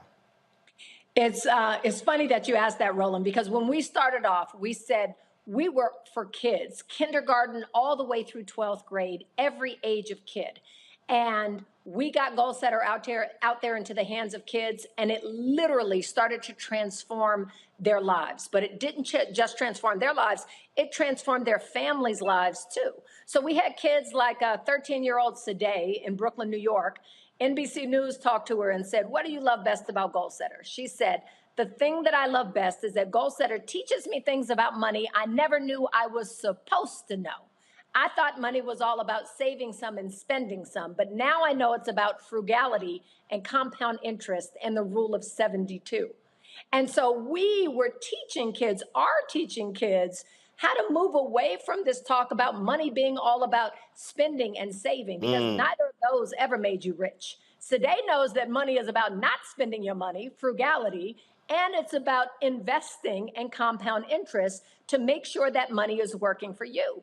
But when we were reaching kids like Sadeh, guess what?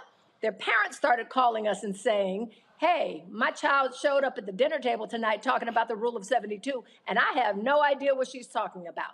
How can I learn from Goal Setter too? How can I begin saving? How can I begin investing in this ecosystem that is going to support me and not just leave me out there to figure it out on my own?" And so Goal Setter is now a family-based platform that is truly meeting the needs of every member of the family as an on-ramp to financial wellness, an on-ramp to saving, an on-ramp to investing, an on-ramp to financial education. And one thing you should know, Roland, because I'm very proud of, is the FinTech Breakthrough Awards just proclaimed Goal Setter to be the best personal finance app of 2022. And that wasn't just for kids. It wasn't just for families. It was the best personal finance app, hands down, period. All right, questions from our panel. Robert, I'll start with you. I think this is an outstanding endeavor, outstanding idea. I'm one of those people that's completely financially illiterate. Ask me to tell you about the Peloponnesian War, I got you. Ask me to tell you about a mutual fund, I'm lost. I mean, completely. For people who are a little bit older, up there in age, who want to try to get their financial house in order, stop keeping stuff in the coffee can under the bed, what resources are there, or what are the things that you provide for them where maybe they can learn if they feel like they're on the same level as a kid learning these things now? Robert, I love that you asked that question, and there should be no shame in your game, because every adult who I talk to has not gotten any financial education. Roland just talked about the last effort was when the Freedmen's Bank was in existence. We all know how long ago that was. So none of us has gotten financial education, and we hear your same question from adults all the time. So number one, we teach financial education through memes and gifs from popular culture. So when Beyonce says, "Can you pay my bills? Can you pay my telephone bills?" we use that to explain Beyonce wouldn't need anyone to pay her bills. If she would just save for an emergency fund of 3 to 6 months of her expenses, Beyonce could pay for her own bills. And now all of a sudden, Robert, you know how much your emergency fund should be, right? 3 to 6 months of your expenses, go save that first. We then start talking about things like investing and compound interest, but all through popular culture. So it makes it fun, it makes it engaging, it makes it palatable. And we are sending you one of these quizzes every single week. We even attach our quizzes to our debit card with a rule called Learn Before You Burn. So your debit card will automatically freeze on Sunday morning, or your kid's debit card will automatically freeze on Sunday morning if they haven't taken their financial literacy quiz for the week yet. And the minute you take that quiz, the card will unfreeze again. So we are really walking people into financial education broadly. And then we're about to launch a new game that is exclusively for adults, Robert, that's kind of like the Jeopardy game that you see on television where you say, "Hey, Alex, I'll take, mortgages for 100. It's kind of like that. You choose a category that you want to learn about. We provide fun TikTok-like videos to teach you about that category, and then fun quizzes to deepen your knowledge. Lauren? I was just looking at the website and I see the cashola card. Can you talk more about the cashola card? I love the name. Thanks a lot. Absolutely. So, lots of folks in our country have a teen and tween debit card. And lots of our folks in our country have gone out and bought a teen and tween debit card from one of our competitors that does not have a single Black executive. This is exactly what Roland was talking about earlier. But they have a whole lot of money because that's who gets funded in this country to create products that they sell to our people. Our people buy their products and make them rich. And meanwhile, Black-owned companies don't get any money from venture capitalists to launch products that are actually really good for our community and our customers. So if you're one of those folks who has a teen and tween debit card from another company, I would ask you to just compare that debit card to the cashola card. So you just asked about the cashola card. There are two things I want you to know. One is the cashola card is a debit card. It's not a credit card. You can't overdraw it. And it is exclusively created for adults, teens, tweens, whoever in your family needs it. Number two, the cashola card is what comes with that learn before you burn feature. So it has financial education quizzes attached to it. If you have an 8-year-old, the financial education quizzes are at their level. An 18-year-old, they're at their level. For yourself, those financial education quizzes are at your level and talking about things you need to know. The third thing is it also comes with a rule called learn to earn. And so if you are a nicer parent than I am, you can actually pay your kids for every quiz question they get right on a weekly basis. You can choose to pay them a dime, a quarter, a dollar. We only open up 10 quiz questions a week, so you won't go broke paying your child, but your child has to score 8, 9, or 10 on each one of those quizzes in order for them to open up the following week's quiz. So they can take this week's quiz as many times as they want to master the material, but then they have but that's what they need to do, score 8, 9, or 10 to open up another quiz the following week. Monique? This is fabulous. I've got 3 teens, and they have every manner of all those other cards, but it will be cashola from here on. I love it. I'm just kind of wondering. I know that you're not in the business of doing psychology or psychiatry, but it would seem to me that kids could easily like leapfrog the parents' learning. Are there vehicles available for teens to share the information that they're learning with a parent that, like you said, I mean, it's never too late to start, but the fact of the matter is one of the reasons why our economic power is on what we're wearing. This is from Target, y'all. There ain't no need to ever be impressed with me because I haven't figured it out. But we're wearing and riding our stuff, and now our teams are coming behind with the lessons. How do they inform and help us? That is such a great question. And it really is why we opened up Goal Setter to be for every member of the family, because we heard from adults. They were saying, no, actually we saw, I remember there was one of our customers, she lived out in California and her name was Emma. And Emma only had one child, but Emma had 3 kids on her profile. I was like, Emma, where did these other 2 kids come from? One was her and one was her husband. She said, Tanya, you haven't allowed us to open up Goal Setter for ourselves yet. And we love learning through this tool so much that my husband and I want to use it to learn, but we're also using it to save for their own goals. Goal Setter has auto-save capabilities, so you can save towards goals. We have roundups where you can swipe your Chase debit card or your Bank of America debit card and round up to the nearest $1 all the way through $5 every time you're swiping that card and save some of that money. So we have great savings capabilities. We have investing capabilities where you or any member of the family can begin investing. This is adults too. So we walk you into investing, and we have a learning mode in the investment part of our app where if you don't understand a term, you just click on a button and one of those TikTok-like videos comes up and explains the term to you. So we are not even relying on the teens to bring their adults along. Now, obviously, through conversation at the dinner table, through the kids saying, hey, Mom, I'm ready to buy my first stock. By the way, that happens to me. I spoke at the Stanford Black Alumni Association event about a month ago. And a woman walked up to me afterwards and she said, Tanya, we are a Goal Setter family. I had no idea there was a Stanford Black alumni behind it. Now that makes it even better. She said, but I have to give you a story. My 10-year-old daughter just took one of your financial literacy quizzes 2 weeks ago. And she came up to me afterwards and said, Mommy, I just took a financial education quiz on investing. I'm ready to buy my first stock. And that's what's going to do it, because particularly as Black parents, as Black mothers, we will do for our children what we won't do for ourselves. So when our 100. kids right? So when our kids are saying, hey, I'm ready to buy my first stock, that makes us say, uh-oh, let me go ahead and dip my toe in. I think I better learn a little something so I can teach them. And that's what we're hearing, and that's what we're seeing, and that's the beautiful part about it. We're changing families, we're changing households, we're changing conversations, and hopefully we're changing our culture.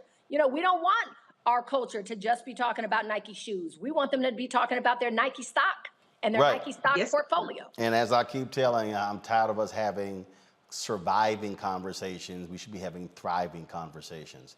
Tanya Van Court, CEO and founder of Goal Setter. Folks, check the app out. Tanya, we appreciate it. Thanks a lot. Thank you for having me here. I appreciate you. All right, folks, that is it for us. I appreciate all of you. Thank you very much, Robert, Lauren, and Monique. Thank you so very much, folks. I will see you guys tomorrow. Don't forget, download the Black Star Network app on all label platforms: Apple phone, Android phone, Apple TV, Android TV, Roku, Amazon Fire TV, Xbox One, Samsung Smart TV. If you want to support our Bring the Funk fan club, send a check on money order to P.O. Box 57196, Washington, D.C. 20037-0196. The Cash App is $RM Unfiltered. PayPal is Martin Unfiltered. Venmo is RM Unfiltered. Zelle is Roland@RolandSMartin.com. Roland@RolandMartinUnfiltered.com. Folks, thank you so very much. Appreciate all of you being here, and we will see you tomorrow. Don't forget, tomorrow also, 8 p.m. will be the start of the primetime hearing into the January 6th domestic terror event that took place at the Capitol, or what Jack Del Rio called a dust-up. It wasn't just that. Folks, thanks so much. We'll see you tomorrow. Holla!